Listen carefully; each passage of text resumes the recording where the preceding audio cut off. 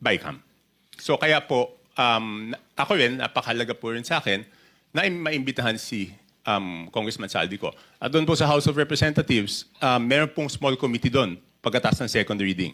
So ang pag-insert is not only doon sa BICAM, meron pang insertion doon sa small committee. So since walang makakasagot niyan kung hindi si Congressman Saldico, yun po, request po natin na siya imbitahan. Alam po ba ninyo kung sino-sino yung miyembro ng small committee na binabanggit ninyo?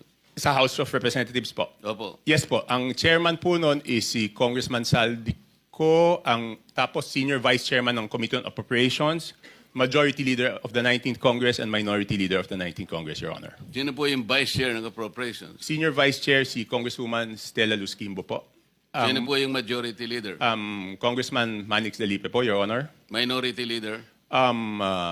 Congressman Nonoy Libanan po, Your Honor. Sa mga tweet, silang apat po ang nagko-compose ng small committee.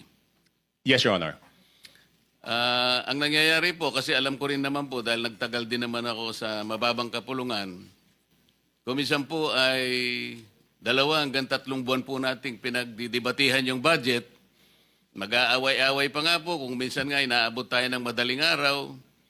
At katapos-tapusan ang sinasabi ninyo ay 4 na tao lang pala ang gagawa ng mga bagay na inyong gusto sanang malaman kung anong nangyari. Tama po kayo, Your Honor. Di ba po, sabi ko nga, magtatalo-talo, magbibigay ng inputs yung mga kasamahan natin. Tapos sa dulo pala, yung 4 na tao lang ang magdidesisyon. At yung problema po doon sa 4 na tao na yon, at least yung BICAM po, may BICAM report po yun eh.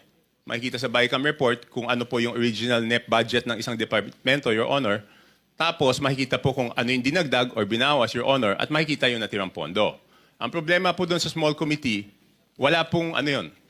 Di ba po, nung unang araw namin ng budget briefing, nandun po si Sec Mina, nandun po si Yusek Cathy, hiningi ko na po yung report ng